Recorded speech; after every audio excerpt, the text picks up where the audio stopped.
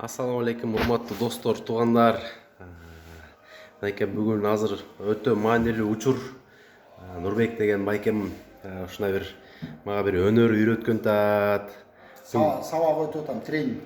Кудай буйруса бул өнөр аркылуу мага да кызык болот, менин балдарыма да кызык болот. Анан ушу көп ушул көрө элек, ошо кызыгып, бирок ушул процессти көрө элек канча деген ошо бир туугандарыбыз бар. Ошолор баардыгыбызга тең кызык болот, Кудай буйруса.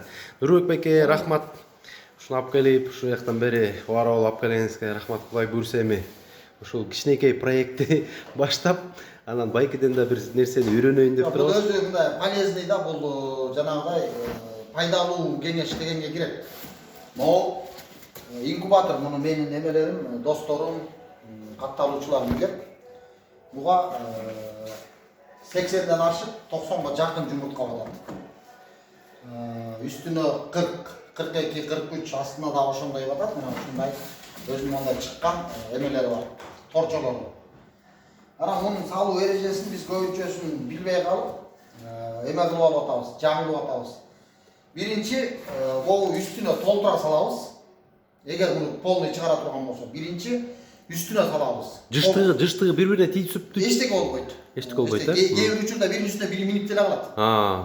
Эчтеке болбойт. Биринчи ушунун үстүнө салабыз дагы, муну коебуз. Мына бу жерде атайын жанагы ичиндеги жылуулукту контролдоп туруучу ушу термодатчик. Анан бул үстүндөгү 10 күн болгондон кийин, үстүндөгү жумурткага 10 күн болгондон кийин аны алабыз дагы, анын астыңкысына салабыз, астыңкы катарына. Анан буга дагы ошо толушунча салып, ошол экинчисин кайра үстүнө салабыз. Бул эмнеге экени билбейм, негизи маанилүү да, ичинен эмеси жылуулук бирдей болгону менен ушул алмашууда кадимкидей. Канча күндө алмаш керек дедиңиз мен чөтө? 10 күн. Биринчиси 10 күн туруш керек, 10 күндөн кийин экинчисине салып, жаңы свежий салып. Жана духовкада эме нам бышыргандай. Анан мореки бул эми колго жасалган инкубатор ушундай. Монун ичинде суу дайыма туруш керек. Толтурабы же жарымдан? Толтура. Суу нымдуулук ичине жетип туруш үчүн. Айырмасы жок, кандай суу экенин? Жок, айырмасы жок. Анан күндө жумуртканы эми жанагыдай бир интернеттегидей мынтип ар бирин карап эмес, мындай кол менен козгоп коюп турса болот. Күндө. Колдон келсе эртең менен кечинде козгоп коюп турса болот. Кокус свет өчүп калса, мунун үстүнө бул жабылгандан кийин кокус свет өчүп калса, мунун үстүнө кичине жылуураак бирдеке жаап койсоңуздар 7-8 саатка чейин кармайт, эч нерсе болбойт экен. Бул кышында ошончо кармаган, баягы Кыргызстан боюнча полный свет жок болду эле го. Ошол убакта кармаган. Анан эч кандай деле өзгөчөлүк жок. 21 күн болгондо толук чыгып бүтүш керек. 22-нчи күнгө калган жумурткалар уже жараксыз. Сасыткы. Сасыткы болуп калат. Анан мен эмне менен көрсөтөлүп билбейт, мисалы үчүн морекини жумуртка дейли. Бул 10 күн болгондон кийин жумуртканы алып, жана жумур жагын, ичке жагын эмес, жумур жагынан сотканын фонарик менен мынтип карасаңыздар, уже ичинде кан тамырлар болуп, жөө көрүнөт. Канча күндө? 10 күндө. 10 күндө. 10 күндө ошол жанагы томолок жагына фонарик мындайынан такасаңыздар, кечинде. Же караңгы комнатада свет өчүрүп деле карасаңыздар, жумуртканын ичинде кан тамыр болуп, уже балапан чыкчусу көрүнөт да, чыкпачусу тулук эле болуп тура берет, аны алып саласыздар, орун бошотуп. Негизи тынбай ушул процессти толук аткарса, где-то бир 85-90%ке жакын чыгат мындан. Мен ушу муну менен быйыл 5 жолу чыгардым, алгандан бери 5 жолу чыгардым. Жакшы, анын ортодо бир досумду алып барып чыгарды, бирок эмнегедир аныкы жакшы болгон жок. Жакшы болбогондо канча чыгып, канча чыкпай калды? 30-40 эле чыкты деди го. Ошо деле нормалдуу дейм. Деди анан баягы эме толук жасаган эмес окшойт.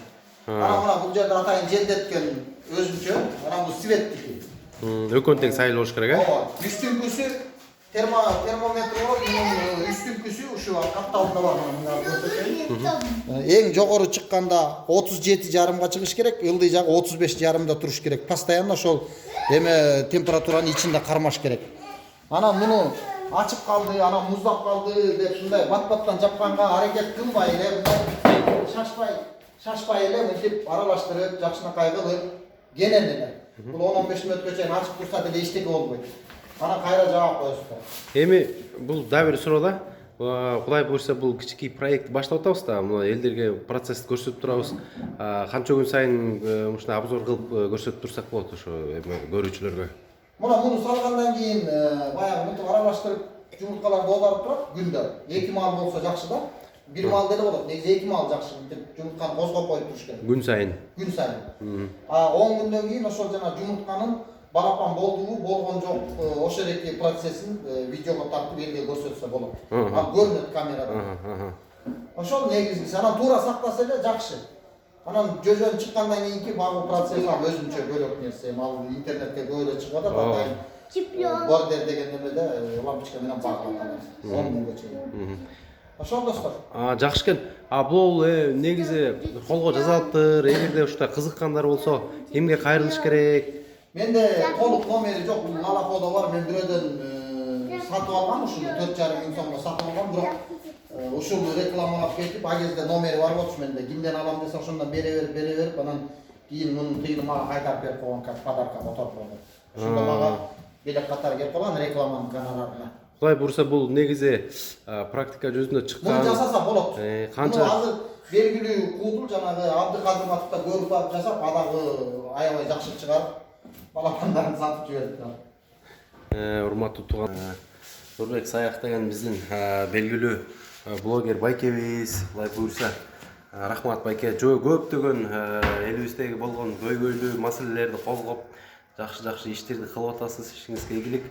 Ана эми Кудай буйрса ушул процессти үйрөткөнүңүзгө мен өткөн сиздикин көрүп өтө кызыктым. Мен да ушундай кичинекей серия. Балдарга жакшы, балдарга мындай кызык да, булар ушу кичинекейинен үйрөнүп, шаарда мал жок да.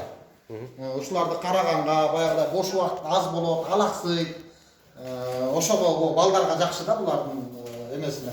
Эми сотка тиктеп отургандан көрө балапандар кызык көрүнүп. Кызыгып, Ушулардын процесси жүрүшү ушуларга кызык болот. Фатима, бул эмне экенин гана айтып берчи. Биз эмне кылантабыз? Айтпайсыңбы? Биз деген эме кылантабыз, кызым. Жумуртка алып келип салабыз.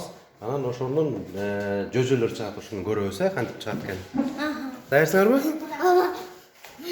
Рахмат достор. Рахмат. Анда эмесе кеттик анда. Эме. Кеттик да.